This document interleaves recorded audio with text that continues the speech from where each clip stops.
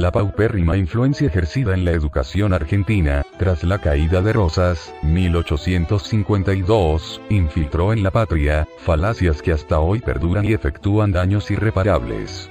Los ejemplos transmitidos por la Revolución Francesa con su supuesta libertad, fraternidad e igualdad, no pretendía más que estatizar la trilogía masónica de la Santísima Trinidad. Disfrazaron su institución con abundantes mentiras. Decían luchar por obtener supuestamente una nueva forma de vida para los desposeídos, escondiendo en su fondo, no ser una revolución por ellos contra ricos, sino todo lo contrario. Fue realizada para unos pocos ricos frente a la ingenuidad de muchos pobres. El padre Sáenz, conocedor auténtico de su aplicación y resultado, además de entenderlo un producto judaico-masónico, expone su contenido en una conferencia de 13 magistrales capítulos, los cuales por su extensión transmitiremos uno diariamente.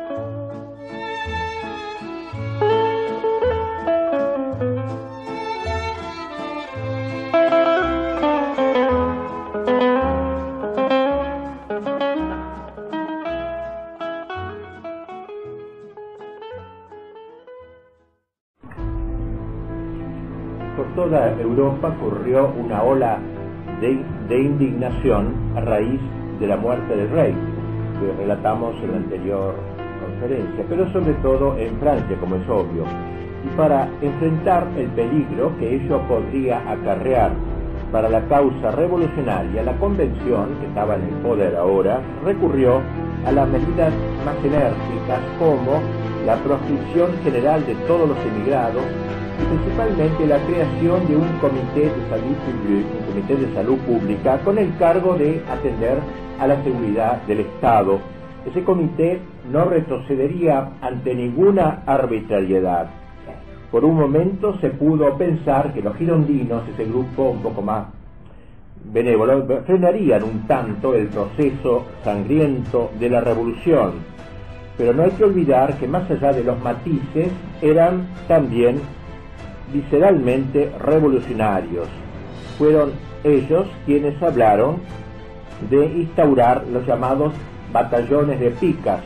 La pica apareció por primera vez en los sucesos de horror de 1789 y desde entonces hizo carrera como hachas para cortar cabezas de la gente. Bueno, ellos propiciaban eso.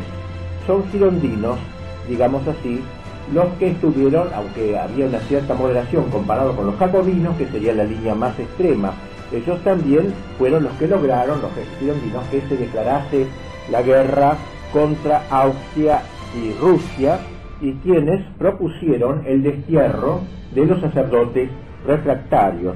Sin embargo, dentro de la política tajante de los jacobinos, eran, digamos, más benévolos, y estos, los jacobinos, se proponían aniquilar la corte. Los girondinos buscaban intimidarla, tratando de que se adhiriese a la revolución, lograr un déspota ilustrado en todo caso. En los días que siguieron a la declaración de guerra, ejercieron nuevas presiones sobre el ya hackeado rey para que aceptara. Gobierne con nosotros, le propusieron. Nosotros vamos a defender la corona, será para ventaja suya. Usted será parte integrante del movimiento revolucionario y podrá encauzarlo según sus deseos. Eso era la propuesta girondina. Luis XVI había respondido, que lo hemos muerto, pero volviendo atrás, respondió que de ninguna manera, que jamás sería el rey de la revolución, jamás pactaría con los revolucionarios. En carta a Dumouriez, que era por aquel entonces ministro de Relaciones Exteriores, le dice Luis: se quiere que transija con el crimen, se me hacen insolentes proposiciones, querrían que las facciones pudiesen glorificarse de verme que me pongo su gorro frigio y fraternizar con los hijos perdidos de una fangosa demagogia. Él no quería estar en esta compañía, ni que la gente pensase que debía su protección y supervivencia al movimiento revolucionario. No se me verá, dijo, buscar protectores entre los que yo haré castigar un día, si las cosas se restablecen. no estaba dispuesto a conservar su corona a cualquier precio, prefería perderla antes que entrar en una transacción de esta índole. Fue su última libertad. Con esto no sería la política de los girondinos la que prevalecería, sino ya la de los jacobinos directamente con la liquidación del rey. Así como al tratar de la revolución cultural, dedicamos algunas reflexiones a sus principales representantes, Rousseau, etc. Así ahora, en esta batalla o en este momento de la revolución, vamos a destacar sus figuras principales. Primero de ellos es Marat, el fanático Marat, uno de los hombres que más influyó en la revolución, el que supo manipularla con la mayor habilidad, porque tenía el instinto demagógico, es decir, el don de adivinar las pasiones populares y el talento de interpretar con astucia las sospechas de la multitud. No en vano se lo llamó el artista de la demagogia. Escritor, agudo y agitador, este hombre tan inteligente como brutal, que integraba el Consejo Supremo de la Nación, inspiraba asco al mismo Robespierre. Para asegurar la tranquilidad pública, confesaba Marat, deberán cortarse 200.000 cabezas. Y decía, un hombre que se muere de hambre tiene derecho a cortarle el cuello a otro hombre y devorarle sus carnes palpitantes.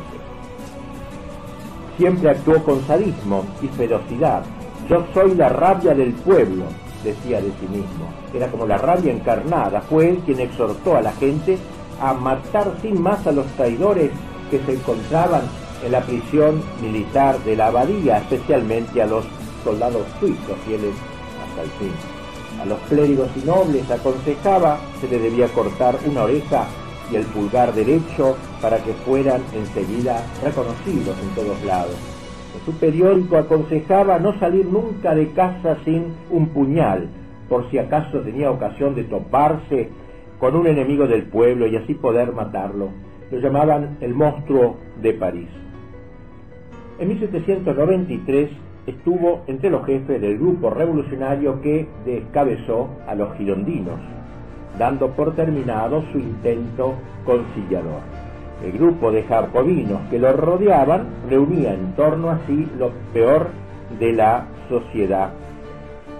¿Aceptaría Francia ser gobernada por este hombre medio chiflado que cada día elaboraba listas de proscripciones o que hacía comparecer a los que llamaban sospechosos ante un tribunal revolucionario mientras el verdugo los esperaba con la guillotina? La gente se sentía desesperada. Cierto día, ya cuando estas matanzas se habían generalizado, apareció una mujer llamada Carlota Corday, una joven de fe profunda, nieta de Corneille, del gran escritor francés, que siempre se había negado a leer las obras de Rousseau y de Voltaire por temor de perder la pureza de su fe, y que no vacilaba en calificar de intrusos a los sacerdotes que habían jurado la Constitución civil. Leyendo con entusiasmo la vida de Judith, ella judía que cortó la cabeza a los Verne, esta heroína, esta mujer, pensó si Dios no le pediría algo semejante: sacrificarse por su patria para salvar la vida así a centenares de miles de franceses.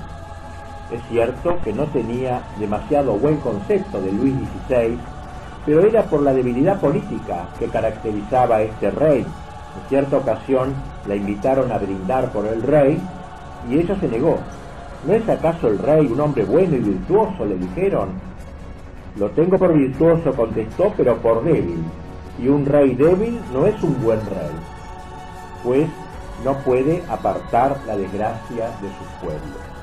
Carlota creyó entender que los varones habían perdido la entereza y concibió la idea de esa mujer salvar a la patria con su debilidad.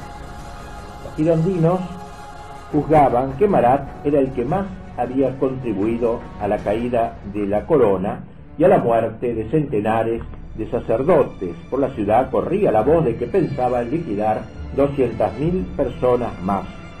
Por todos ellos quiso Carlota sacrificar su vida en la inteligencia de que si ese monstruo desaparecía, Danton, Robespierre y todos los demás bandidos se llamarían a cuarteles de invierno.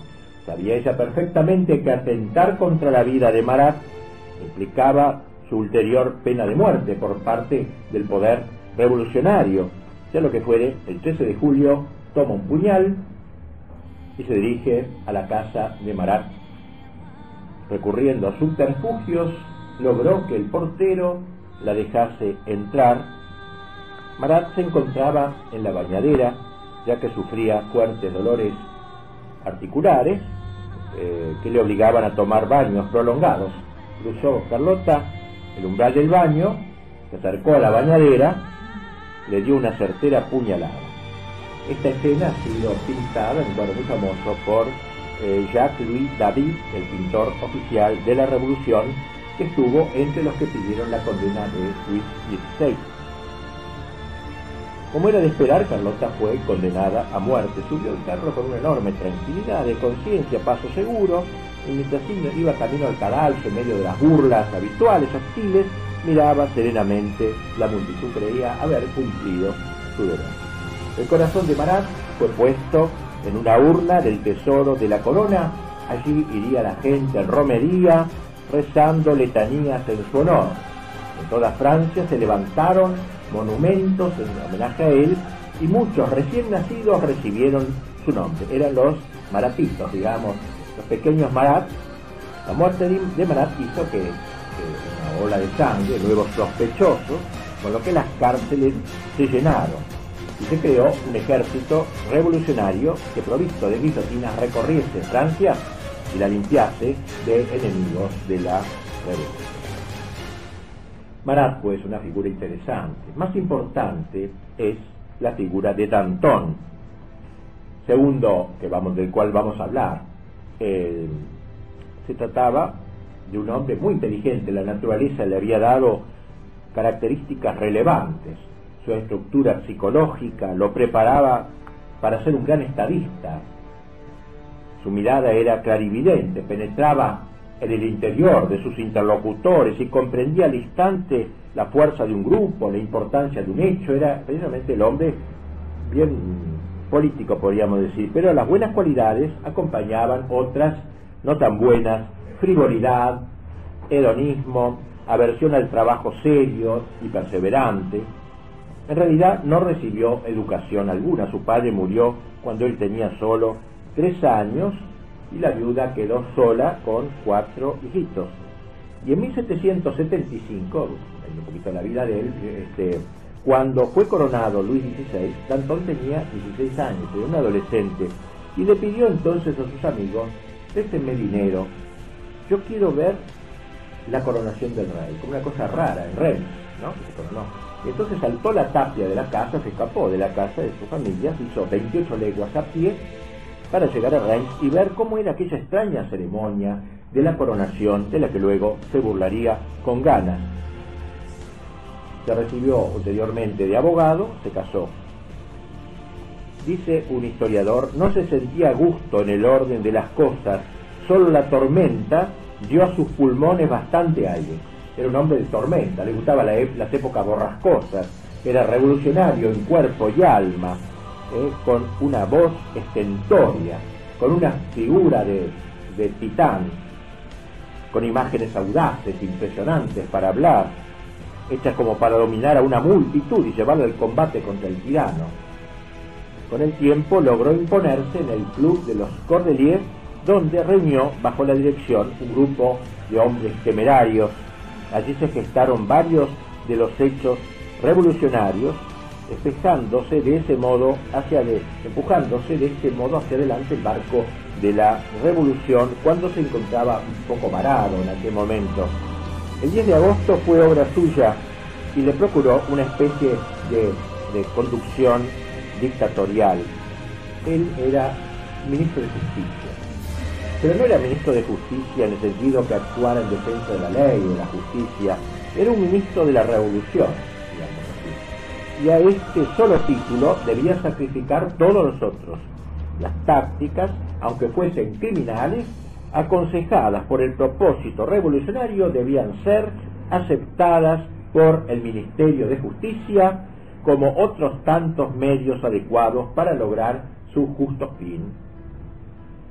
Una característica típica del alma de Danton fue la de incluir en su interior dos tendencias antagónicas, el odio y el amor, la furia de la destrucción y el gusto de crear, la barbarie revolucionaria y las condiciones de un estadista, la crueldad y la compasión. El hombre que dictaminó los asesinatos de septiembre amaba tiernamente a su madre, era delicado con ella, nunca se despedía de ella sin lágrimas y la visitó el 6 de agosto, poco antes de dirigir el sangriento 10 de agosto de 1792. Estas ambiciones, estas contradicciones, lo llevaron a una especie de esquizofrenia existencial. Después de vencer a sus enemigos, se dolía de sus padecimientos. Al ver las profanaciones sacrílegas, sentía verdadera repugnancia. ¿Para qué canalla estoy trabajando?, se decía. ¿Para qué canalla se ha derramado tanta sangre? Por eso en algún momento quiso cambiar de camino y de actitud. Hasta se propuso salvar a la reina cuando ésta se vio amenazada, pero no pudo hacerlo. Incluso pensó en sacar del temple al niño, al delfín ya huérfano, presentarlo al pueblo y comenzar a su lado un gobierno de equidad, de libertad verdadera y de cultura. Con todo, no se puede negar que practicó ampliamente la crueldad, considerando el sacrificio de centenares de adversarios como una gran medida política capaz de paralizar a los enemigos. Era, a su juicio, la única manera de doblegar las voluntades y dar alas a la revolución. También a él le llegó su hora. La revolución se produce esa autofagia. Ya no lo respaldaba el club de los Cordeliers que él había organizado. Los jacobinos ya no lo admiraban como antes. Se le veía como queriendo frenar, quizá por esos aspectos bondadosos que tenía el oleaje de la revolución, meditando la más peligrosa de las traiciones, la de la blandura. Y entonces sucumbió al león, salto felino del león de Robespierre, quien, tras hacerlo detener, pronunció un discurso en la convención que nadie se atrevió a refutar por miedo de caer bajo la guillotina.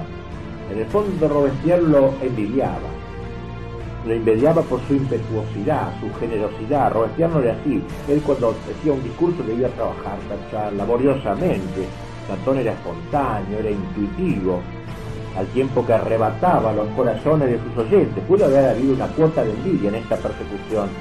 Cierto es que otras veces, tan rápido para reaccionar, Danton ahora se mostró remiso. Lo acusaron de haber participado en una conjuración para restablecer la monarquía. Y se le decretó, se lo condenó a muerte. La ejecución debía tener lugar dentro de las 24 horas.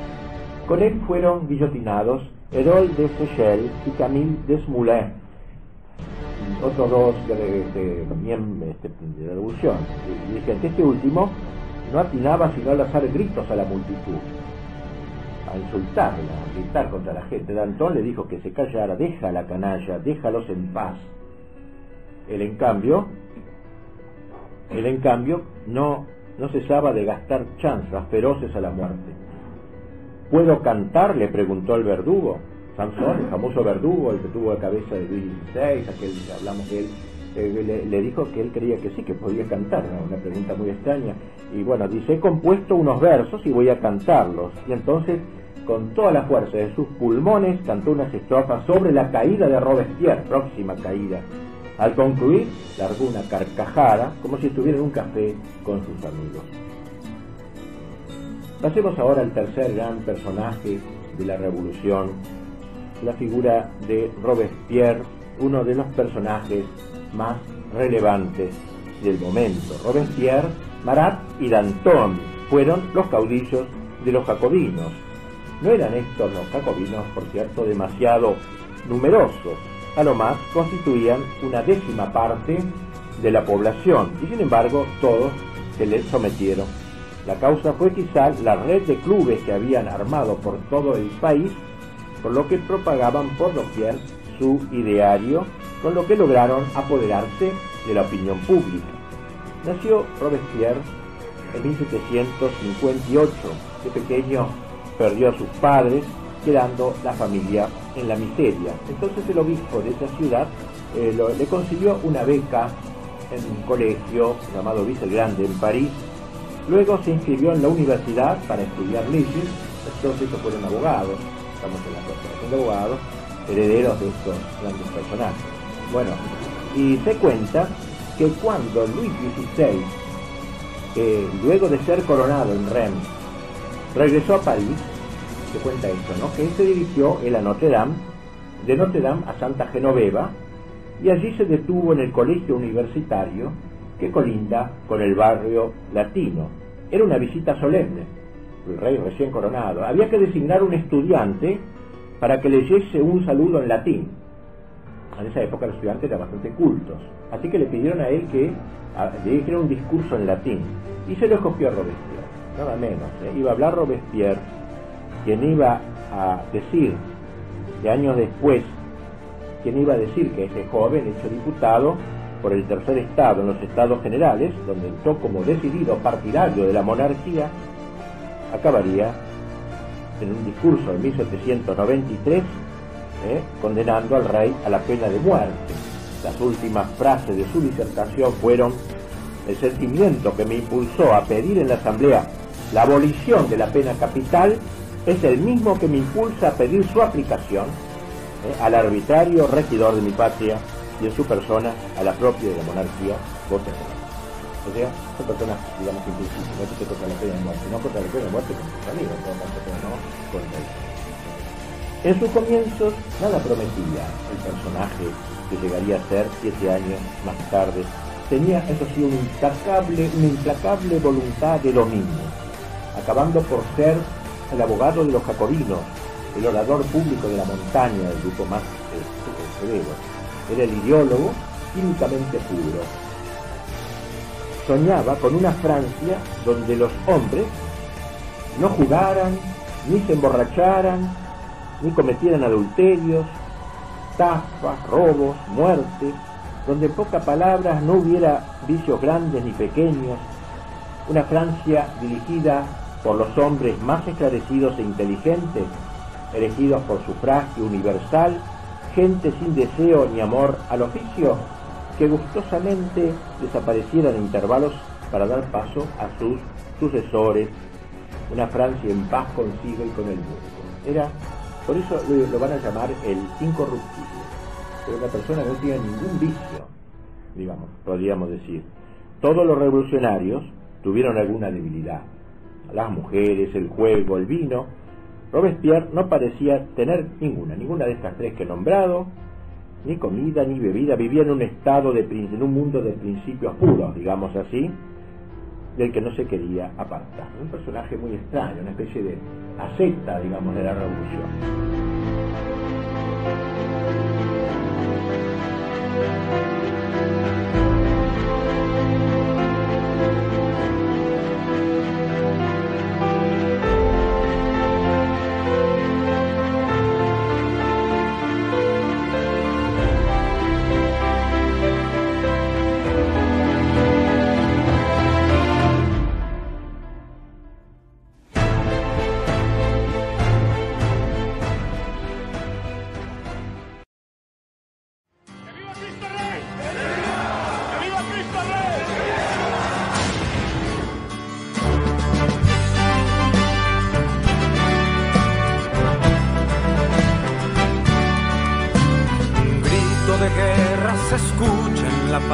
De la tierra y en todo lugar, los prestos guerreros empuñan su espada y se enlistan para pelear.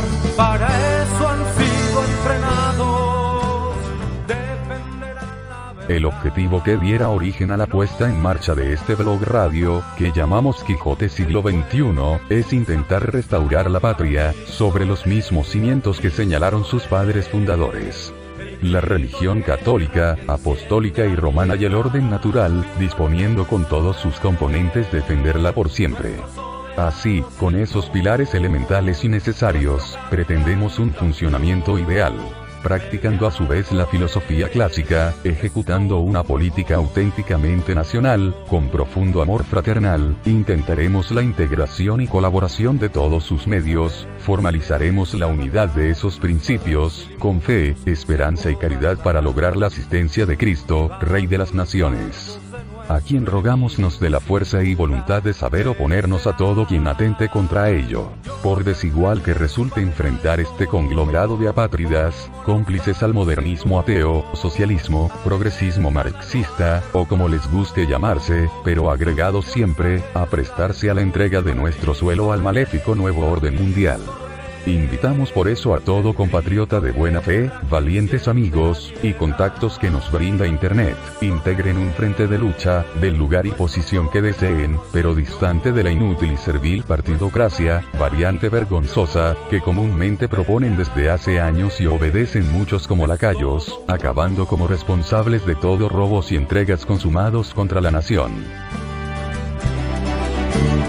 No conocemos mayor alegría, no existe más honroso afán que con mis hermanos estar en la línea y juntos la vida entregar a él que merece la gloria y nos reclutó por amor.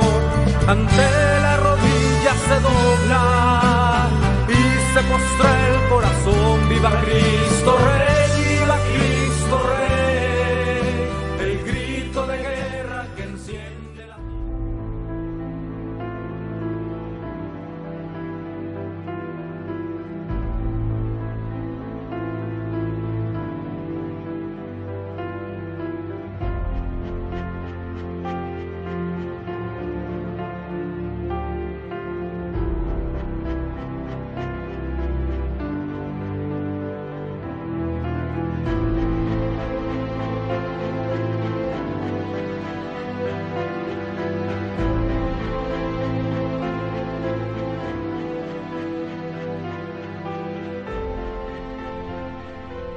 Destaca Belloc la determinante influencia de Rousseau sobre Robespierre. De la fórmula de Rousseau hizo Robespierre su credo, como si dijéramos divino, una revelación única y permanente de lo que es el Estado perfecto. Su vida entera fue un intento de representar en el poder el papel y la enseñanza de Rousseau. Encarnar a Rousseau, dejar hablar al pueblo. Su voz es la voz de Dios, la voz de la razón, la voz del interés general.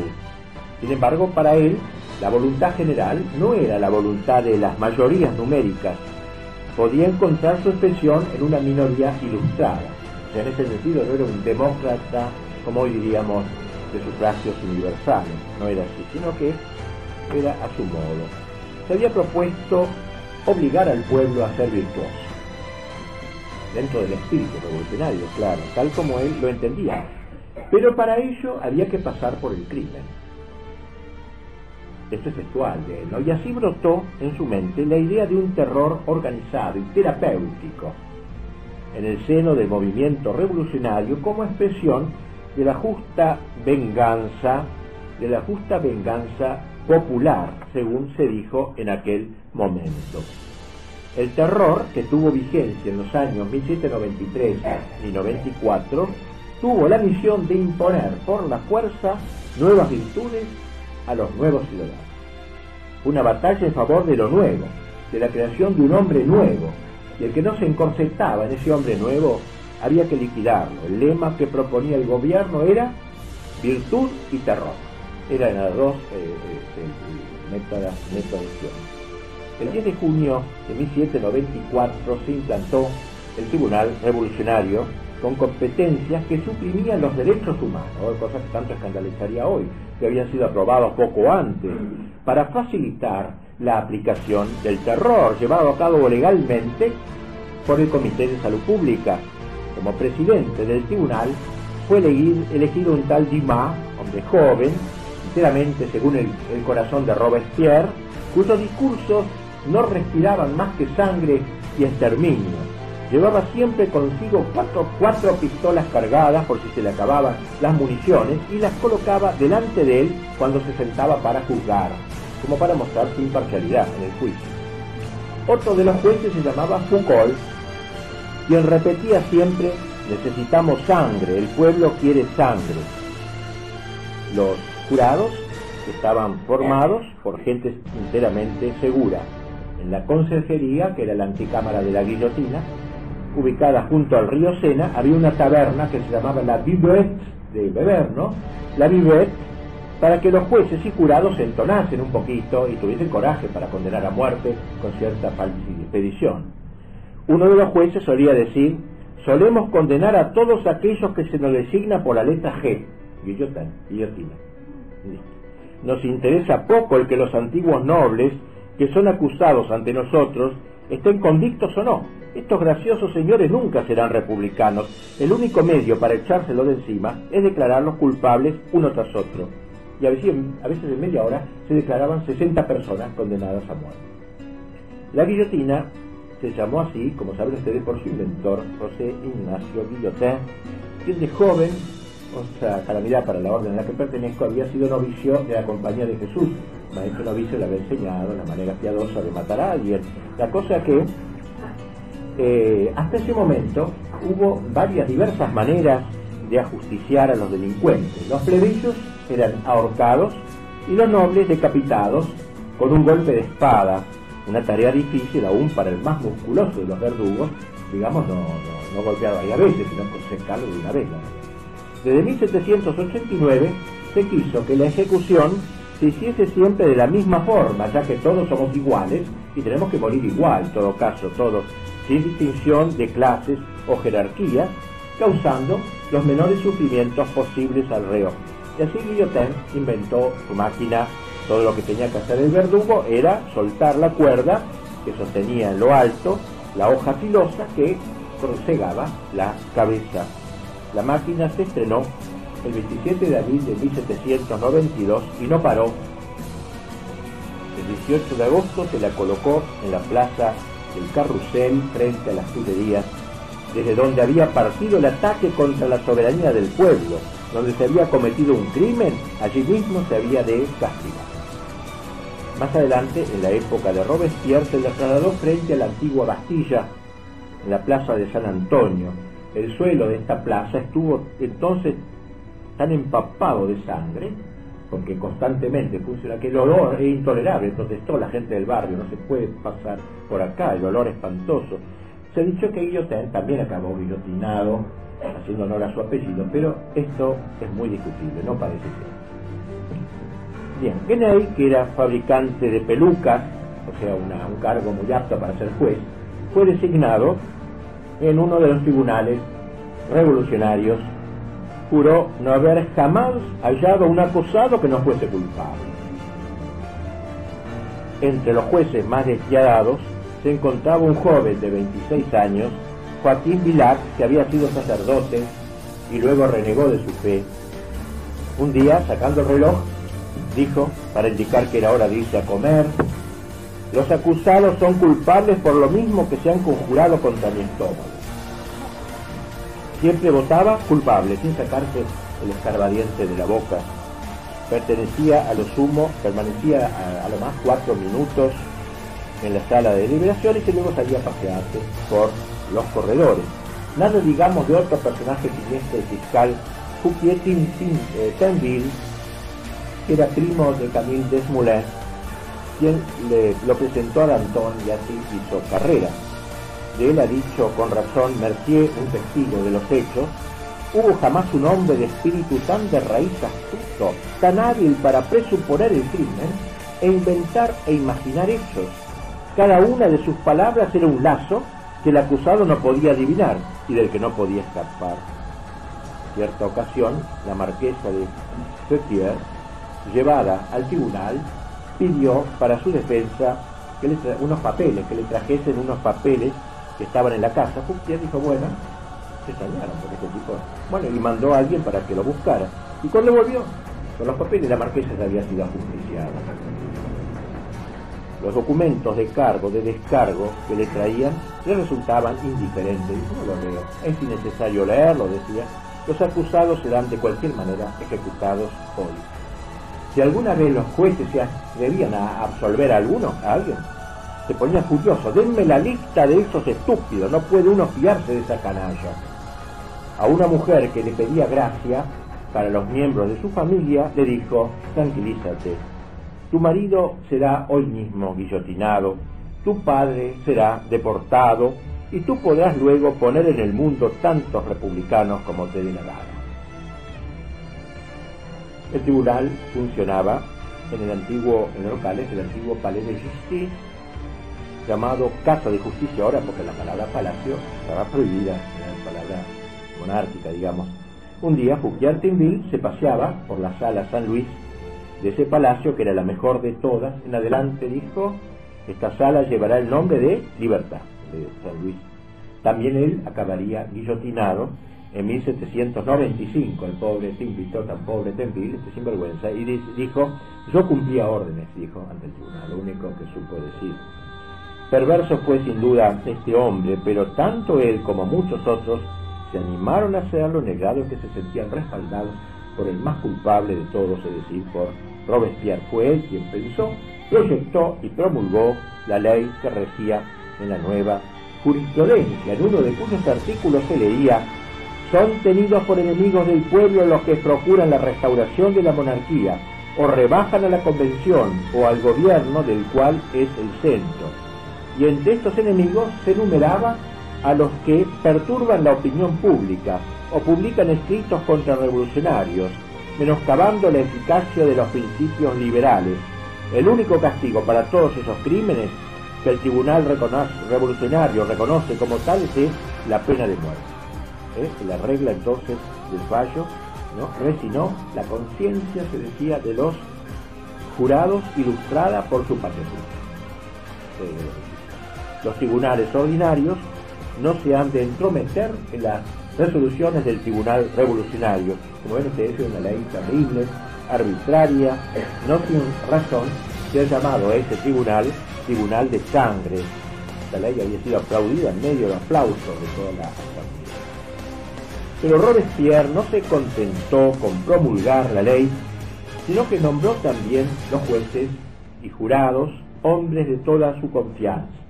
Como las cárceles ya no daban abasto, se hacía preciso proceder con más rapidez que nunca para que quedasen habilitadas para nuevos acusados. Por lo general, los interrogatorios se limitaban a preguntar el nombre, la edad y el domicilio, lo que el acusado había hecho antes de la revolución y desde su estallido. Alguna que otra vez alguien fue ejecutado en lugar de otro, de nombre semejante, por el apuro con que se procedía. Un jurista recibió el encargo de determinar el concepto de sospechoso. ¿Qué es un sospechoso? En resumen, lo era todo el que no iba con los jacobinos, el que no hablaba ni obraba como ellos. ¿Dónde quedaba allí la tan cacareada fraternidad?, dijo uno de ese tiempo. La fraternidad de aquella gente era, contesta, la de Caín y Abel. Fraternidad o muerte equivale aquí a sé mi hermano, piensa, habla, obra igual que yo o te mato. Para defender la seguridad nacional, todos debían llevar consigo una constancia de civismo, de que no era sospechoso. ¿A quién se le debía negar esa constancia? Los funcionarios públicos recibieron una cartilla donde se les enseñaba cómo reconocer a los sospechosos. 1. Los que en las asambleas del pueblo interfieren con discursos astutos, gritos y amenazas. 2. Los que todavía, con más astucia, insisten misteriosamente en los accidentes desgraciados de la República, expresan compasión de la suerte del pueblo y están dispuestos a propagar malas noticias simulando dolor. 5. Los que siempre tienen en la boca las palabras patria, libertad, república, pero visitan a los antiguos nobles a los sacerdotes enemigos de la revolución, a los moderados o se interesan por su suerte. 6. Los que no han tomado parte activa en todo lo que es de provecho para la República. Resultaba pues decisivo haber permanecido callado en alguna ocasión pasada y se olvidara de repente cuando debió haberse hablado, o haber hablado en tiempos en que se debió callar. En fin, había que invocarla toda, y todas están en la precisa. Haber mostrado apatía donde se pedía fervor, eso era un motivo de ser sospechoso y por tanto se podía decir que este era el reino del despotismo, la enajenación total de cada individuo con todos sus derechos a la comunidad según la exacta fórmula de Rousseau. En cuanto a aquellos que podían objetar que los revolucionarios no eran la comunidad sino una parte de la misma, Saint-Just había de responder que la voluntad general no es la voluntad del mayor número, sino la voluntad de los puros, encargados de iluminar a la nación para que reconocieran sus deseos reales y su verdadera felicidad. En enero de 1794 no había en Francia ciudad ni pueblo grande que no tuviese una sociedad local afiliada a la Sociedad Madre de París, comités de vigilancia, comités revolucionarios que se ocupaban de distinguir los buenos de los malos y de dar los certificados de civismo y de elaborar las listas de sospechosos. Como escribe un pensador contemporáneo, Gasot dice: jamás cayó un poder más terrible en manos más despreciadas. Es el gobierno de la resaca, o como dice Taine, aquel pensador positivista, de los notables de la improbidad, dice, de la mala conducta, del vicio, de la ignorancia, de la torpeza y de la grosería, gente desprestigiada, pervertidos de toda clase, subalternos envidiosos y llenos de odio, pequeños tenderos llenos de deudas, obreros vividores y nómades, puntos fuertes del café y de taberna, vagabundos de la calle, hombres del arroyo y mujeres de la vereda, en resumen toda la gusanera antisocial, masculina y femenina. Así en la sociedad quedó instalada la delación bajo el imperio de la virtud y del terror, una frase de Robespierre, promovida por la Comisión de Vigilancia. La delación fue una industria durante la Revolución. Fue más terrible que el asesinato, porque mató el carácter nacional, por lo menos en la ciudad. Engendró odios familiares, deslealtades, enojos, envidias, y aflojó por largo tiempo los lazos de la familia. Se halló una multitud de delatores, porque se enseñó a los pillos un terrible misterio, a saber, ganar el dinero de otros y la hacienda de otros, inventando una mentira o presentando una falsa delación. Confirma las aseveraciones de este autor que último cita, que es contemporáneo, lo que nos relata un testigo que vivía en París cuando comenzó a aplicarse la ley. Dice: una sombría desconfianza se apoderó de todas las cabezas, los espías se aumentaron, el espionaje se hizo molesto como una nube de insectos, los patrones temían a sus criados y obreros, el amigo se alejaba de su amigo, los hermanos temblaban de la discordia por la diversidad de opiniones, el padre temía a sus hijos, los hijos desconfiaban de sus padres, todos los lazos de la sociedad se habían súbitamente aflojado o roto. Sonreía a este o a aquel hombre y aún sonreír a este o aquel hombre y aún solo mirarle bastaba para hacerse sospechoso y ser lanzado al abismo de la cárcel. Bien, tal es entonces esta terrible época del terror. Una de las ejecuciones más terribles fue la de Madame Isabel, la hermana de Luis XVI. Desde la muerte del rey vivía en el temple con la reina y la princesa sin ver la luz del sol y teniendo que aguantar la presencia de carceleros que no erraban ocasión de humillarla e insultarla. Era una mujer realmente virtuosa, una verdadera santa. Y así, un día, un carcelero le vino y le dijo que hoy se celebra el aniversario de la instauración de la República. Se burlaba de ella, le entregó un calendario republicano, le dijo: no hay en él ningún santo, son solo fiestas nacionales, El pueblo será en adelante nuestro Dios, y no necesitamos otro. Ella sufría todo con paciencia, así como la separación luego de la reina y de Delfín, hasta que alguien propuso: esta también hay que llevarla al tribunal revolucionario. La llevaron a la conserjería. Usted se ha conjurado con el último tirano, le dijeron, contra la felicidad de los franceses. Ella respondió: no sé, no conozco, no sé a quién llaman ustedes tirano. Se siguieron bombardeando con preguntas y nunca perdió su dignidad. Me llamo Isabel María de Francia, soy la hermana de Luis XVI, la tía de Luis XVII, vuestro rey. Así contestaba, con altura, con dignidad. Todos quedaban impresionados ante tanto señorío. Hablaba como si estuviera en los salones de Versalles. Y no alimentando ninguna esperanza humana, solo le restaba ofrecerse a Dios en sacrificio. Esta vez, Fouquier Tinville, este famoso juez, se superó en maldad. La familia Capeto, aseveró, tiene la culpa de todas las desdichas de Francia. Su nombre está escrito en la historia con rasgos de sangre, y Madame Isabel tenía parte y era cómplice de todos sus crímenes. Más aún agregó: ha cuidado al joven Capeto, al Delfín, ¿no?, en la esperanza de que sucedería a su padre en el trono. A lo cual ella contestó: yo hablaba confiadamente con este niño, que por más de un motivo me era querido, y le daba el consuelo que me parecía apropiado.